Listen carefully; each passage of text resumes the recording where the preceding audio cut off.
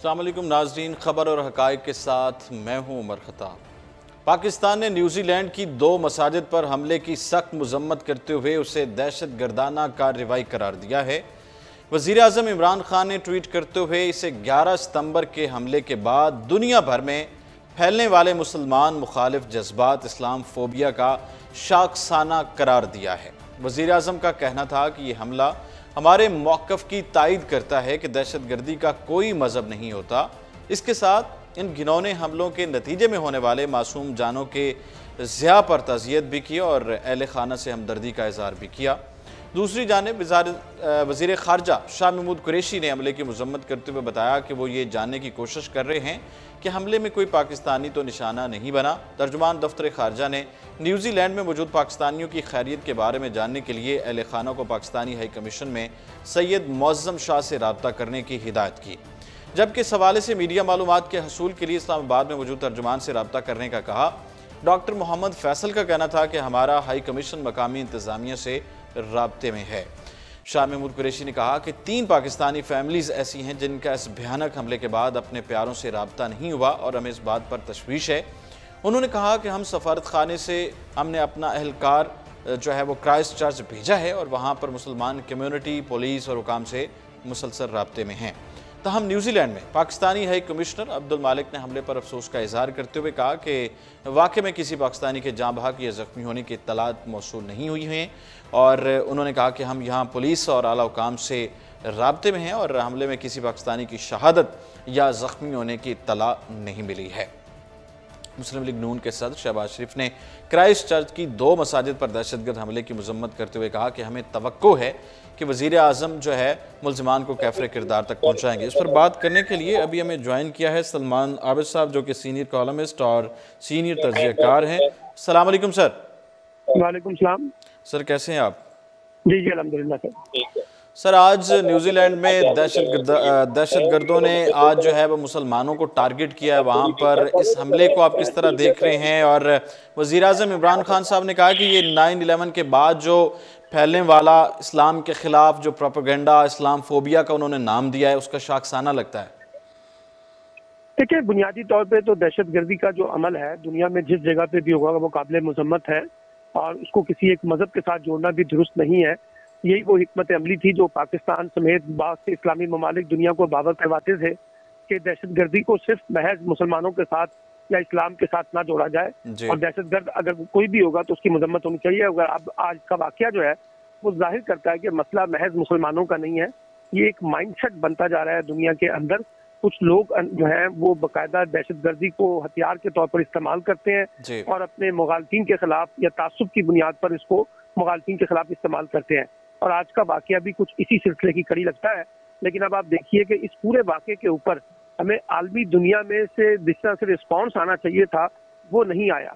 लेकिन अगर यहीं पर कहीं तो मुसलमान इसमें शामिल होता और चाहे उसका ताल्लुक किसी भी मुल्क से होता और उसका मजहब इस्लाम होता तो इसको क्या पूरी दुनिया सर पे उठा ली जाती और कहा जाता कि देखिए इस्लाम और दहशतगर्दी को फिर जोड़कर इस्लाम पर तनकीद की जाती। ये सर आपने बिल्कुल सही दुरुस्त फरमाया कि जिस तरह कोई भी मसला होता है तो पाकिस्तान को बड़ा तनकीद का निशाना बनाया जाता है दहशतगर्दी के वाले से, लेकिन पाकिस्तान ने कितनी 70,000 से ज़्यादा जानें भी कुर्बान की दहशतगर्दी के खिलाफ जंग में।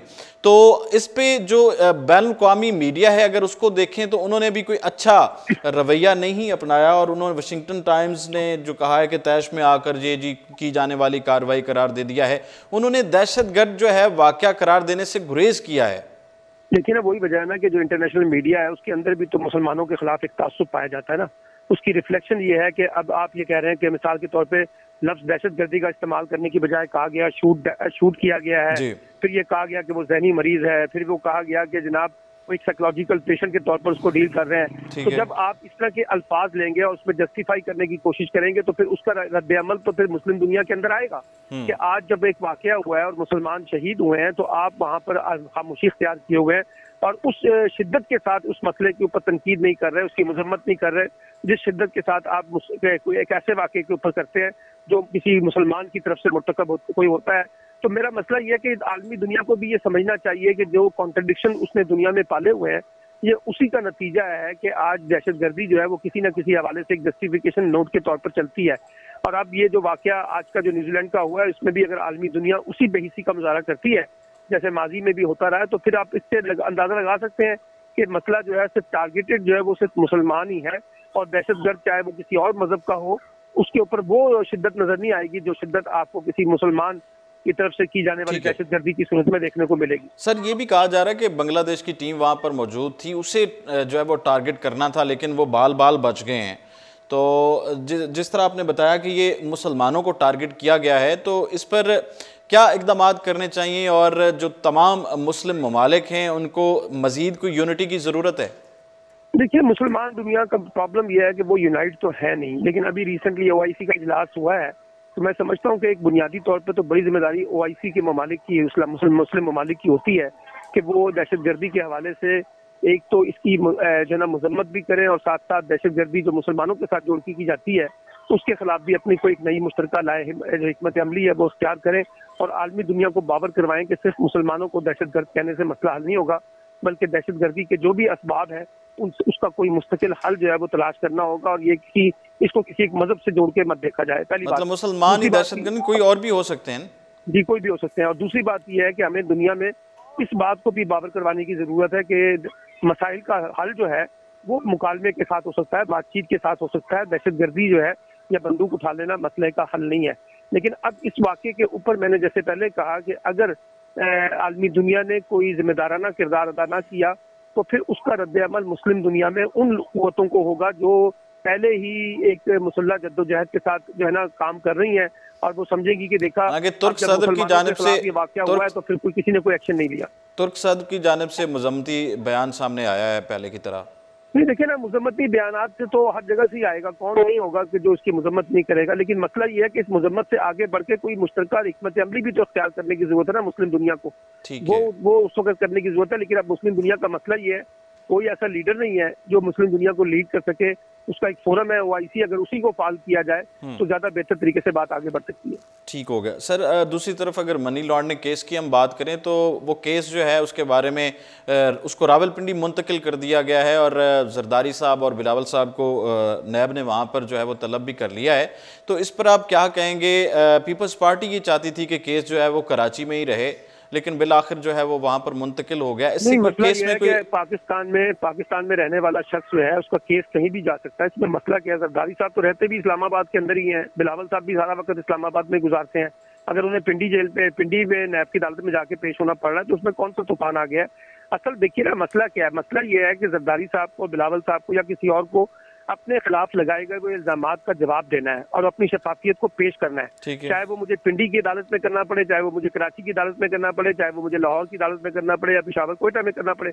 तो किसी अदालत में पेश होना इतना बड़ा मसला नहीं है। असल मसला तो यह है कि वो शवाहिद पेश करें जिससे ये साबित हो सके कि बिलावल भुट्टो पर या आसिफ जरदारी पर लगाए हुए इल्जामात की कोई हकीकत नहीं है। अब मसला ये है कि हम वो जो शवाहिद है वो पेश करने की बजाय मसले को सियासी रंग देने की कोशिश करते हैं, और अब ये बहस बनाई जा रही है कि देखिए इसमें जो है ना सूबाई खुद मुख्तारी का मसला आ गया है और एक वफाक जो है वो सारी की सारी जो है ना इस तरह की बदमाशी कर रहा है। मैं नहीं समझता कि हम वफाक को इस कॉन्टेक्स्ट में इस्तेमाल करें। असल मसला जरदारी साहब का है।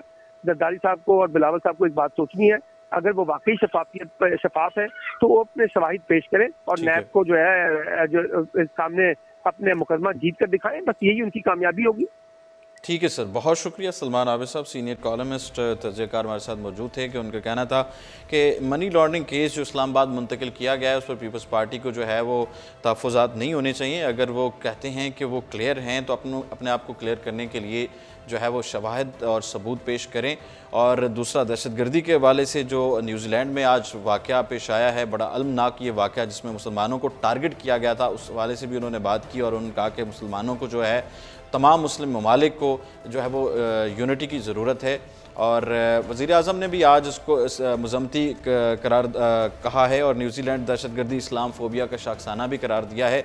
दहशतगर्दी का कोई मज़हब नहीं है। पाकिस्तान एक अरसे से इस गम को सह रहा है और इस सफरियत का मुकाबला भी कर रहा है।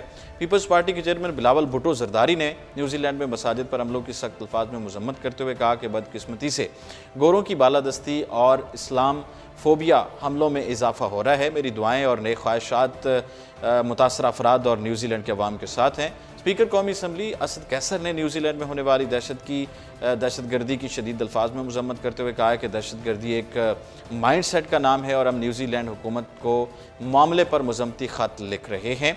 वाज़ेह है कि न्यूजीलैंड के शहर क्राइस्ट चर्च में मौजूद 2 मसाजिद अल नूर मस्जिद और लैनवुड में हमला आवरों ने उस वक्त दाखिल होकर फायरिंग कर दी जब बड़ी तादाद में नमाज जुमा की अदायगी के लिए मस्जिद में मौजूद थे।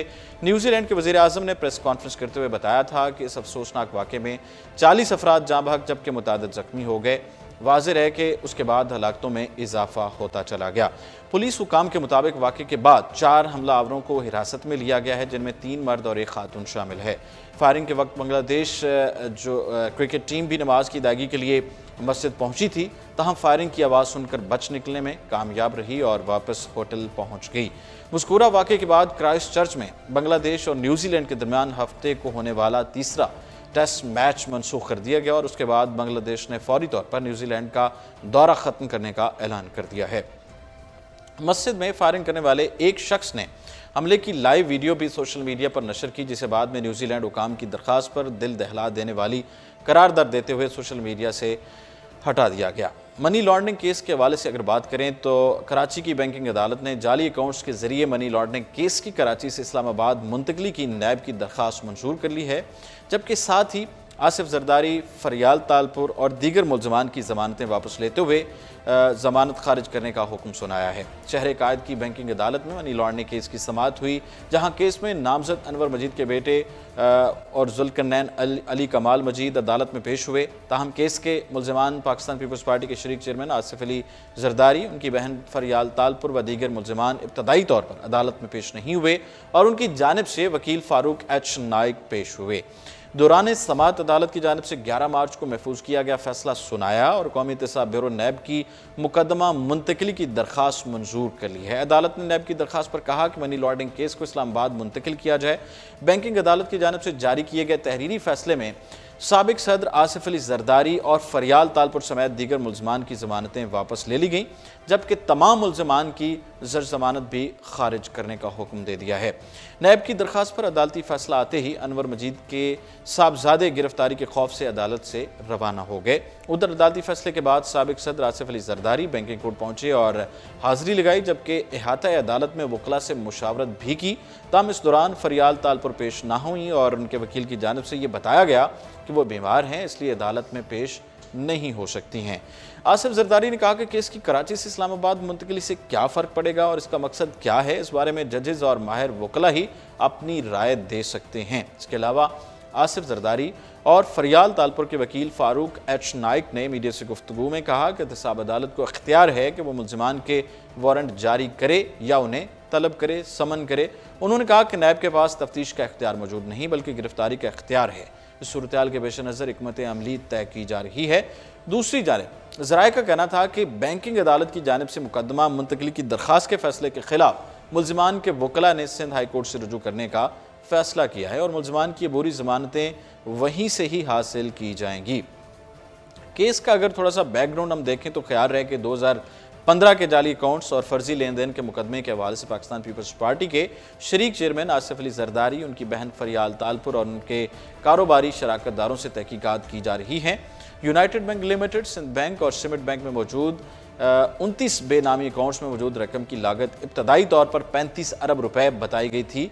इस सिलसिले में FIA ने मारूफ बैंकर हुसैन लवाई को गिरफ्तार किया था, जिसके बाद अगस्त के महीने में जाली अकाउंट्स केस में ही ओमनी ग्रुप के चेयरमैन अनवर मजीद और उनके बेटे अब्दुल गनी मजीद को भी गिरफ्तार कर लिया गया था। 7 सितंबर की अगर बात करें तो सुप्रीम कोर्ट ने साबिक सदर मुमलिकत और उनकी बहन की जानिब से मुबैना तौर पर जाली अकाउंट्स के जरिए अरबों रुपए की मनी लॉन्ड्रिंग किए जाने के मुकदमे की तहकीकात के लिए ज्वाइंट इन्वेस्टिगेशन टीम JIT तश्कील दे दी थी। इस JIT ने साबिक सदर आसिफ अली जरदारी, उनकी बहन फरियाल तालपुर से पूछताछ की थी और जबकि chairman Peoples Party Bilawal Bhutto से भी मालूमात हासिल करने का फैसला किया था। आसिफ अली जरदारी ने JIT को बताया था कि 2008 से वो किसी कारोबारी सरगर्मी में मुलविस नहीं रहे और सदर मुमलिकत का ओहदा संभालने के बाद उन्होंने खुद को तमाम कारोबार और तिजारती सरगर्मियों से अलग कर लिया था।